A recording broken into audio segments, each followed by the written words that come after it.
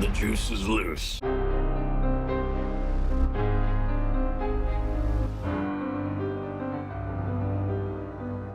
What's up, guys? So I still don't really have a very good setup to record videos, so for now this is going to have to do. I have my phone propped up to record this one.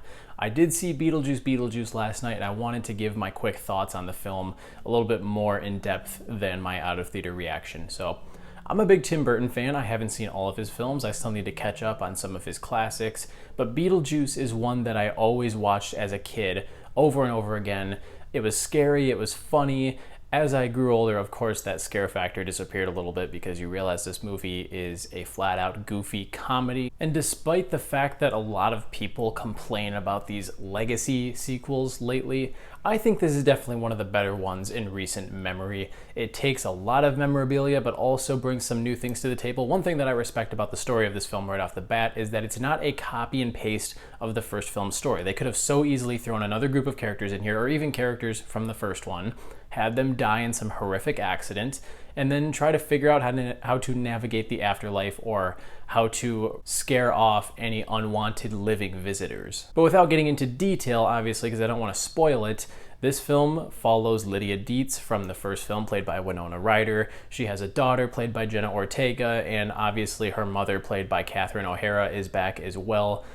And of course, Michael Keaton as Beetlejuice. Now, I don't think Michael Keaton could deliver a bad performance as this character if he tried. I have no idea how many of the lines he ad-libbed versus what was actually in the script, but he's so good here, man. He is every bit as great as he was in the first one. 36 years later, and he slides back into those shoes seamlessly. The first shot we see of Beetlejuice was a little strange, though. Like, there's a shot that kind of just pans over to reveal him. I don't know. I always figured it would have been more on brand for him to have this big, extravagant intro, especially considering the first film. You don't even see him for a while. There's this huge buildup as to who he is.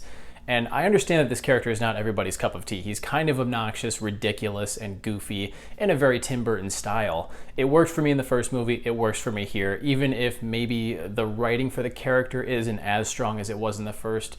But come on, did you really expect this to be better than the original? The production design is great, lots of practical effects.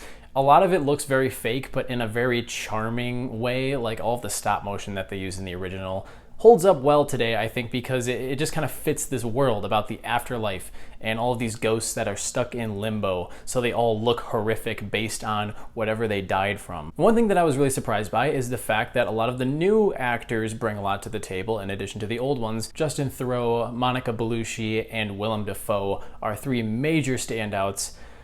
I gotta say, some of the characters, though, they don't really have much effect on the story. The first two acts of this movie have a lot of moving parts, and I kind of expected them to all come together in the end, but a lot of them just fizzle out. There's way too many subplots, one of which has this twist involved that I think was totally predictable, and this entire subplot I think just doesn't feel like something that belongs in a Beetlejuice film. The actors do a fantastic job, and I did still find these sequences entertaining. For instance, we see Willem Dafoe as this undead constable who was once an actor and always wanted to be a police officer, and he's hunting down this serial killer ghost, I guess you could say. As usual, Dafoe is chewing up the scenery, and I found the character to be entertaining, but you could take him out of the movie and nothing would really change in terms of the trajectory of where the story lands. And that leads me to my other big problem with this, in that the ending was very dissatisfying. I feel like it kind of undid a lot of the hard work that the earlier segments in the movie did, because it winds up segueing back into requel style. We gotta copy the ending that came before. The third act of this movie felt very similar to the third act of the first Beetlejuice. So in the end, this movie's fun, it's nostalgic, it's super messy, all over the place. All of these elements don't fit together very well, and I do take that into account when I see a movie. I want cohesion, I want a story that feels like it was written by one person in a reasonable amount of time, not like something that went through a dozen rewrites and includes a bunch of garbage that doesn't need to be in there. And there wasn't anything terrible about these subplots once again. I just don't think they really serve much of a purpose to the story, and that could have been easily tweaked. I was really moving back and forth between a 3 and 3.5. You know what? For how purely entertaining it is, I'm gonna bump it up to 3.5. This isn't the kind of movie that I think needs to have this ultra cohesive plot to be enjoyable. So those are my thoughts on Beetlejuice. Be sure to drop down into the comments and let me know what you think. I definitely said his name more than 3 times, so I ought to be watching my back for a while. Before you leave, make sure you hit that like button and subscribe if you want to see more content like this. I'll catch you guys in the next one. See you later.